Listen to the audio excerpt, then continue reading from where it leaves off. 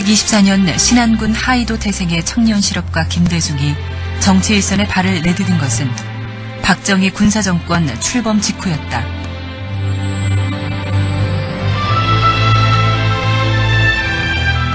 탁월한 시대진단과 감동적 정치연설로 71년에 47살의 나이로 신민당 대통령 후보가 된다. 에는 많은 원로 선배들이 계심에도 불구하고 오늘 이 나라의 장래를 맡긴 일꾼으로 길리겠다는 그 훌륭한 당의 선배와 동기들의 연일 민의를 짓밟은 쿠데타 정권의 부도덕성과 영구집권 음모를 대중 앞에서 지적하기 시작했다.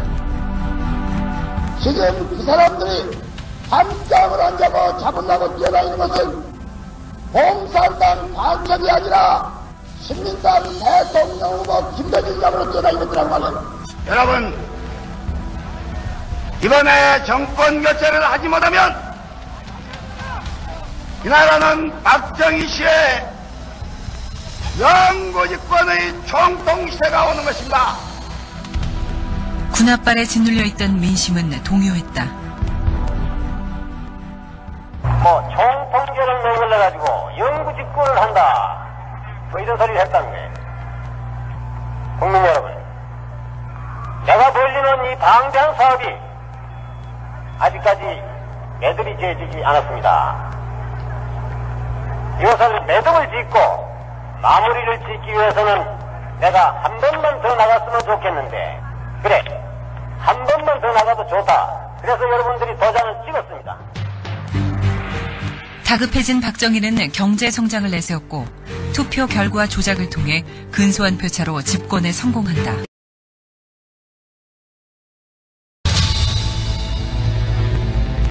경제 논리로 무장한 개발 독재 세력에 맞선 대가는 혹독했다. 정적을 제거하려는 박정희 정권은 백주 대낮에도 살해 시도를 감행했다. 반대 세력을 죽이고라도 집권하겠다는 엄청난 국가 폭력이 자행되는 시기였다. 는 유신헌법을 공표한다. 이념에 덫을 걸면 정치적 반대자를 손쉽게 제거할 수 있는 법안이었다.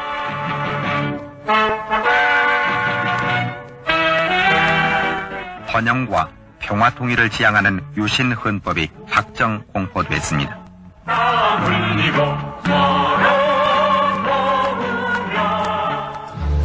또한 체육관 선거로 영구집권이 가능하게 한 법안이었다. 정권에 대한 반대는 곧 죽음을 의미하는 시대였다. 외신에서는 김대중을 반독재 투사로 묘사했다. 박정희는 색깔론과 지역주의로 김대중의 영향력을 지우려 했다. 73년 8월 일본 도쿄의 한 호텔에 묵었던 김대중이 의문의 납치를 당하는 사건이 발생한다. 오른쪽 발목, 왼쪽 발목에 각기 한 30-40kg 물체가 이렇게 달려 있어요. 그러니까 거기서 이제 마지막으로 이제 물에다 던지나 보다 했는데 거기에 근데 일체 말하면 작업하면서 말이 없어요. 말이 없어요. 일체 말 안 해요. 짐작한데 한 4명 있어 보이는데 마지막 그 순간에는 좀 정신이 아주 당황했는지 모르지만 그냥 기도한 생각 갖지 않았어요. 그래가지고 이렇게 하다가 물에 들어가서 몇 분이면 죽으면 그만이죠. 중은 동해의 한 어선에 태워져 암살 직전에 구출된다. 미국이 사건에 개입했기 때문이다. We're very active. 주한미대사 합의부는 박정희에게 암살을 중단하라는 압력을 넣었다. 극적으로 목숨을 건졌지만 이 사건은 김대중이 받았던 정치적 탄압의 수위를 정확히 보여준다. 목숨을 걸지 않고서는 정권의 부당함을 지적할 수 없는 시대. 하지만 그는 물러서지도 않았고 그렇다고 과격분자가 되지도 않았다.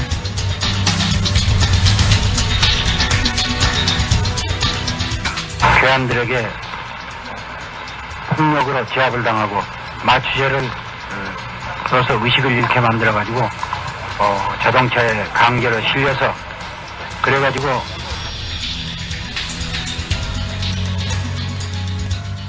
1970 과격해져서는 안 된다. 과격해지기 직전에 물러나야 한다. 가장 평화적이고 상식적인 운동을 희망했건만 정권의 보복은 가혹했다. 김대중, 문익환, 한세웅 등이 주동이 되어 윤보선, 정의령, 한석헌 등의 동조를 받아 춘계를 기하여 민중 선동에 의한 국가 변란을 획책하였던 것이다. 그의 정치적 복권은 박정희가 죽고 나서야 가능했다.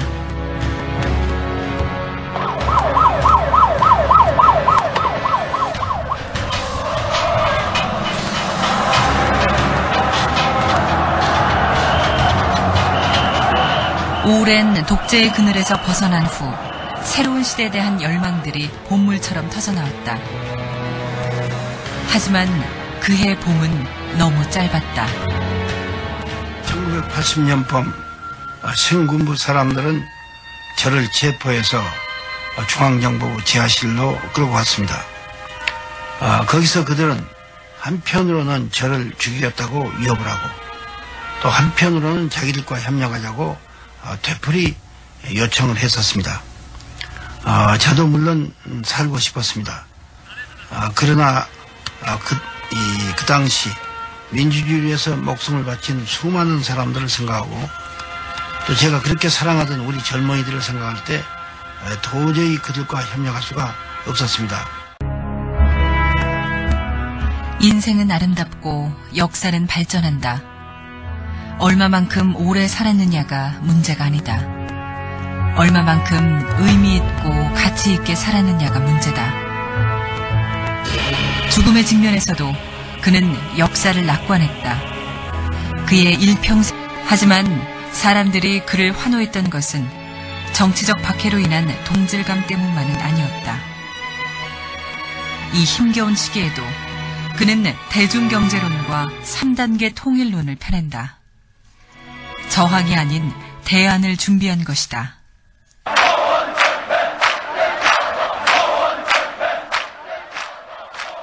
저는 사회적 혼란을 극복하고 국민적 화해를 이룩하기 위하여는 대통령 직선제를 택하지 않을 수 없다는 결론에 이르게 되었습니다. 국민은 나라의 주인이며 국민의 뜻은 모든 것에 우선하는 것입니다.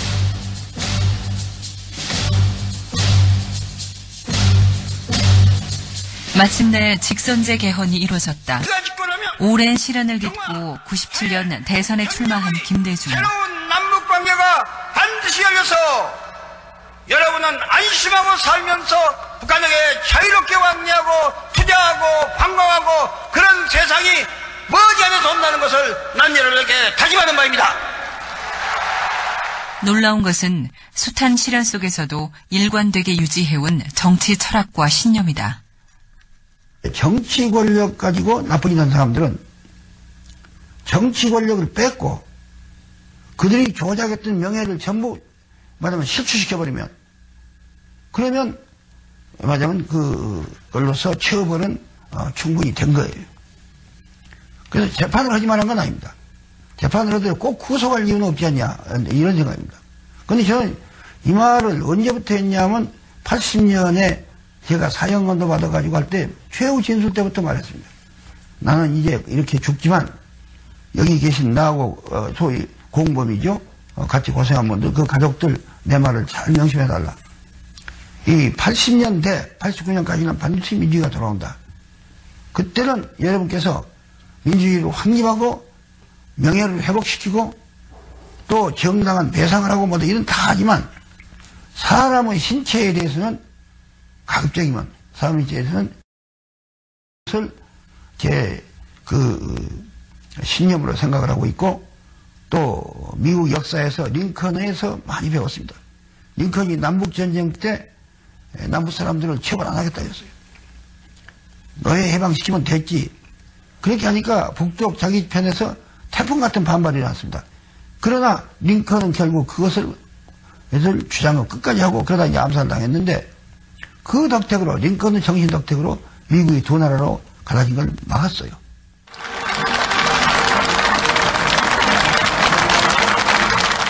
참으로 험난한 시대를 딛고 대통령이 된 김대중. 그는 정치 보복에 대한 입장을 번복하지 않고 전두환, 노태우를 사면한다. 인종문화의 창날에 책을 성실히 수행할 것을 국민합니다.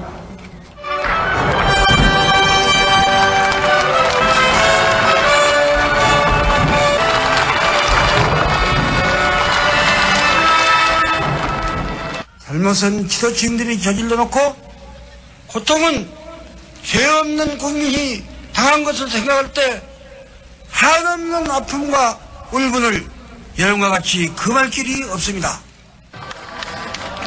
국민의 반발장만 앞서야 올바른 정치적 행보라 믿었던 그는 대통령이 되고 나서야 그에게 더 씌워진 좌파, 과격분자라는 이미지를 벗을 기회를 갖는다.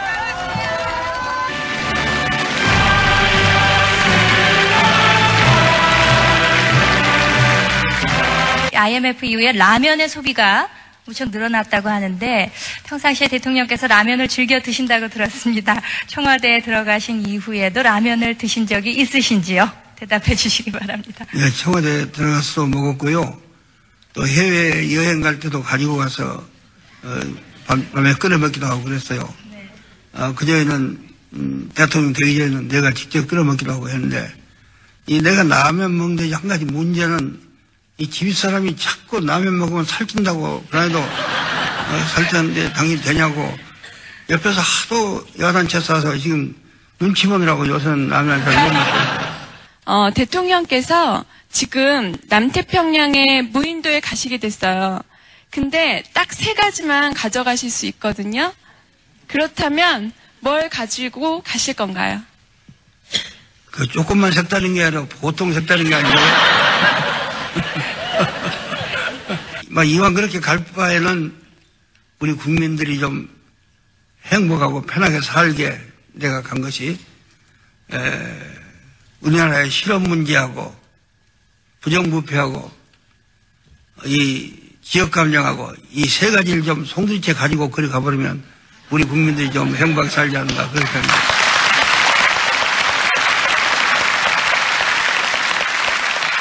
우리가 국정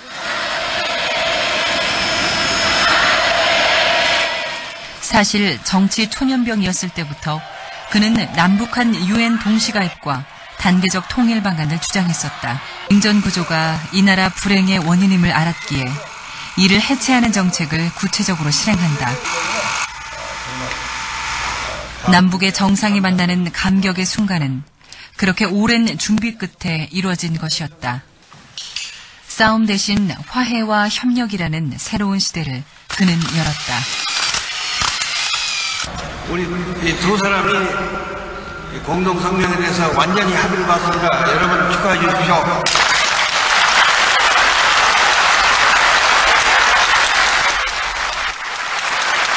여전히 분단에 기댄 분단 권력들이 있고 강대국 간의 이해관계가 첨예하게 대립된 상황에서 남과 북은 분단 이후 처음으로 함께 손을 잡고 노래를 불렀다. 햇볕 정책은 그렇게 오래도록 얼어붙은 사람들의 마음을 녹이기 시작했다.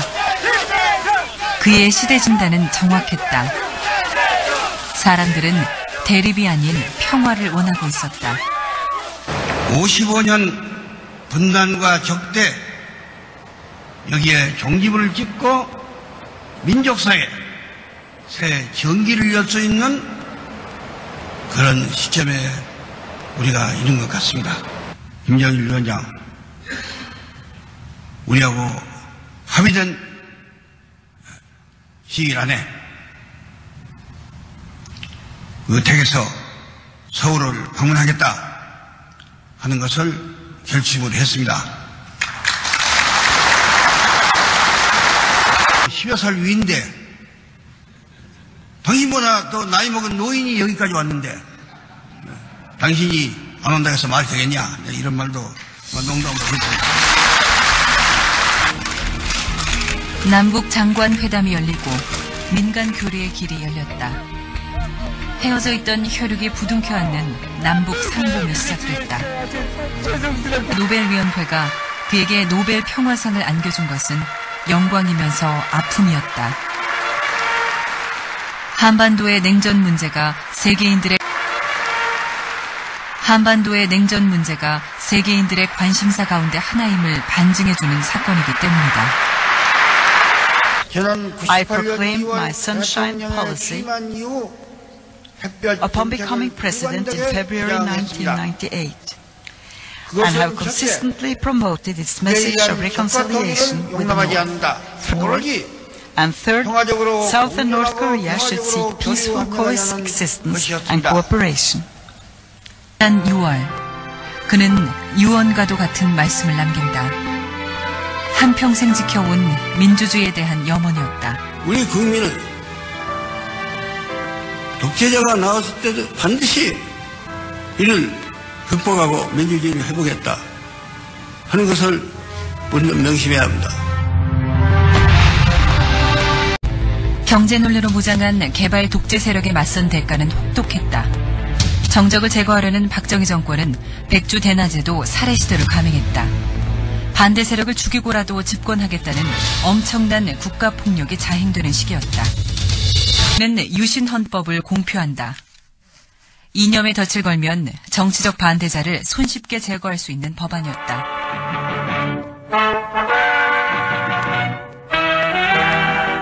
번영과 평화 통일을 지향하는 유신헌법이 확정 공포됐습니다.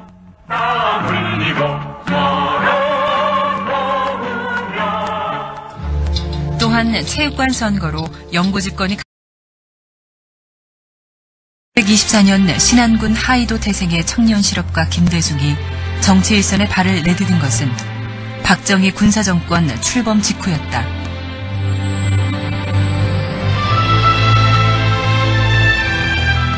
탁월한 시대진단과 감동적 정치연설로 71년에 47살의 나이로 신민당 대통령 후보가 된다. 에는 많은 원로 선배들이 계심에도 불구하고 오늘 이 나라의 장래를 맡긴 일꾼으로 길리겠다는 그 훌륭한 당의 가능하게 한 법안이었다. 정권에 대한 반대는 곧 죽음을 의미하는 시대였다. 외신에서는 김대중을 반독재 투사로 묘사했다. 박정희는 색깔론과 지역주의로 김대중의 영향력을 지우려 했다. 73년 8월 일본 도쿄의 한 호텔에 묵었던 김대중이 의문의 납치를 당하는 사건이 발생한다. 오른쪽 발목, 왼쪽 발목에 각기 한 30-40kg 물체가 이렇게 달려 있어요. 그래서 그러니까 거기서 총 통제를 내걸려가지고 영구 집권을 한다. 이런 소리를 했다는 거예요. 국민 여러분, 내가 벌리는 이 방대한 사업이 아직까지 매듭이 지어지지 않았습니다. 이것을 매듭을 짓고 마무리를 짓기 위해서는 내가 한 번만 더 나갔으면 좋겠는데, 그래, 한 번만 더 나가도 좋다. 그래서 여러분들이 도장을 찍었습니다.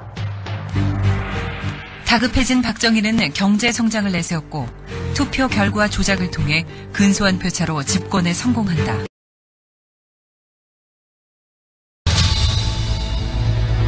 선배와 동기들의 연일 민의를 짓밟은 쿠데타 정권의 부도덕성과 영구 집권 음모를 대중 앞에서 지적하기 시작했다.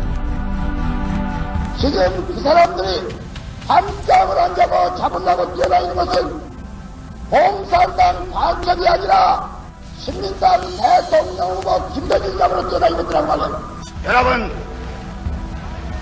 이번에 정권 교체를 하지 못하면 이 나라는 박정희 씨의 영구집권의 총동시대가 오는 것입니다. 군합발에 짓눌려 있던 민심은 동요했다. 북한에게 자유롭게 왕래하고 투자하고 관광하고 그런 세상이 머지않아서 온다는 것을 난 여러분에게 다짐하는 바입니다. 놀라운 것은 숱한 시련 속에서도 일관되게 유지해온 정치 철학과 신념이다. 정치 권력 가지고 나쁜 짓 하는 사람들은 정치 권력을 뺏고 그들이 조작했던 명예를 전부 말하면 실추시켜버리면 그러면 말하자면 그걸로서 처벌은 충분히 된 거예요. 그래서 재판을 하지 말한 건 아닙니다. 재판을 하더라도 꼭 구속할 이유는 없지 않냐 이런 생각입니다.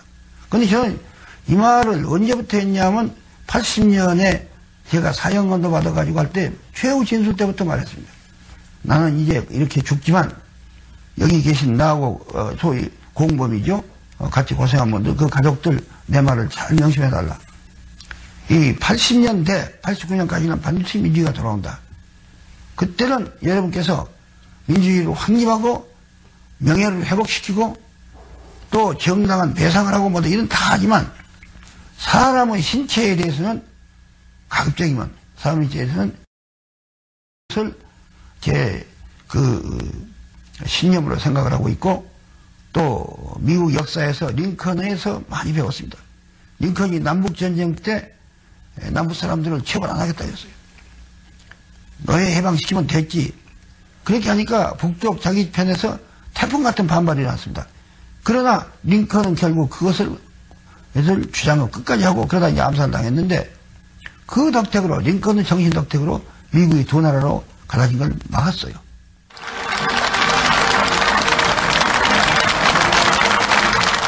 참으로 험난한 시대를 딛고 대통령이 된 김대중. 그는 정치 보복에 대한 입장을 번복하지 않고 전두환, 노태우를 사면한다. We're very active. 주한미대사 합의부는 박정희에게 암살을 중단하라는 압력을 넣었다. 극적으로 목숨을 건졌지만 이 사건은 김대중이 받았던 정치적 탄압의 수위를 정확히 보여준다. 목숨을 걸지 않고서는 정권의 부당함을 지적할 수 없는 시대. 하지만 그는 물러서지도 않았고 그렇다고 과격분자가 되지도 않았다.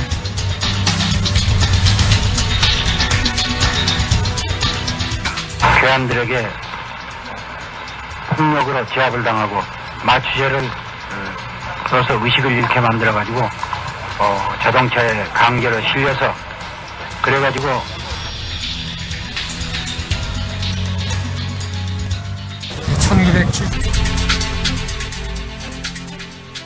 과격해져서는 안 된다. 과격해지기 직전에 물러나야 한다. 가장 평화적이고 상식적인 운동을 희망했건만 정권의 보복은 가혹했다. 김대중, 문익환, 함세웅 등이 주동이 되어 윤보선, 정일영, 한석헌 등의 동조를 받아 춘계를 기하여 민중 선동에 의한 국가 변란을 획책하였던 것이다. 그의 정치적 복권은 박정희가 죽고 나서야 가능했다.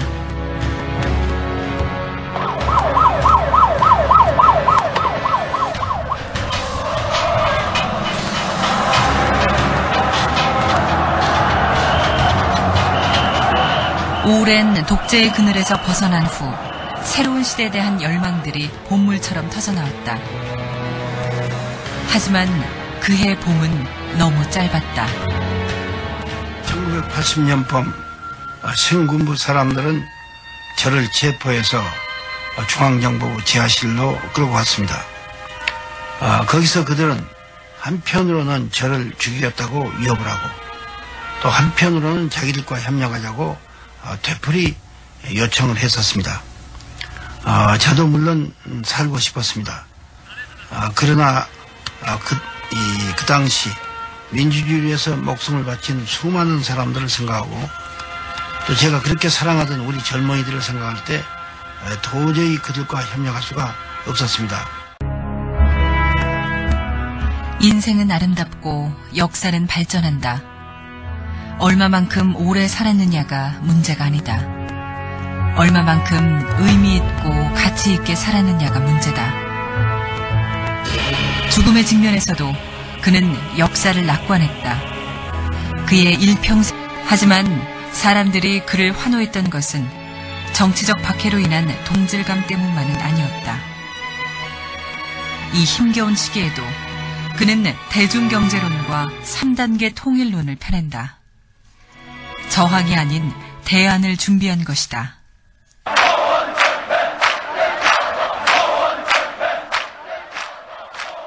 저는 사회적 혼란을 극복하고 국민적 화해를 이룩하기 위하여는 대통령 직선제를 택하지 않을 수 없다는 결론에 이르게 되었습니다. 국민은 나라의 주인이며 국민의 뜻은 모든 것에 우선하는 것입니다.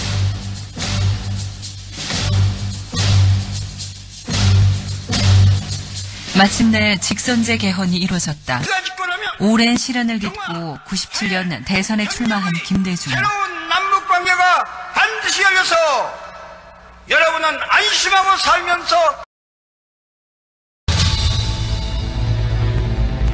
경제 논리로 무장한 개발 독재 세력에 맞선 대가는 혹독했다. 정적을 제거하려는 박정희 정권은 백주 대낮에도 살해 시도를 감행했다. 반대 세력을 죽이고라도 집권하겠다는 엄청난 국가폭력이 자행되는 시기였다. 그는 유신헌법을 공표한다. 이념에 덫을 걸면 정치적 반대자를 손쉽게 제거할 수 있는 법안이었다.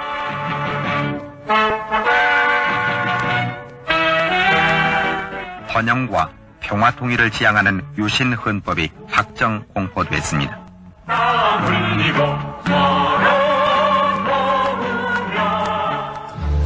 또한 체육관 선거로 영구 집권이 가능하게 한 법안이었다. 정권에 대한 반대는 곧 죽음을 의미하는 시대였다. 외신에서는 김대중을 반독재 투사로 묘사했다. 박정희는 색깔론과 지역주의로 김대중의 영향력을 지우려 했다. 73년 8월 일본 도쿄의 한 호텔에 묵었던 김대중이 의문의 납치를 당하는 사건이 발생한다. 오른쪽 발목, 왼쪽 발목에 각기 한 30-40kg 물체가 이렇게 달려 있어요. 그러니까 거기서 이제 마지막으로 이제 물에다 던지나 보다 했는데 거기에 근데 일체 말하면 작업하면서 말이 없어요. 말이 없어요. 일체 말 안 해요. 짐작컨대 한 4명 있어 보이는데 마지막 그 순간에는 좀 정신이 아주 당황했는지 모르지만 그냥 기도한 생각 갖지를 않았어요. 그래가지고 이렇게 하다가 물에 들어가서 몇 분이면 죽으면 그만이죠. 중은 동해의 한 어선에 태워져 암살 직전에 구출된다. 미국이 사건에 개입했기 때문이다. 1924년 신안군 하이도 태생의 청년 실업가 김대중이 정치 일선에 발을 내디딘 것은 박정희 군사정권 출범 직후였다.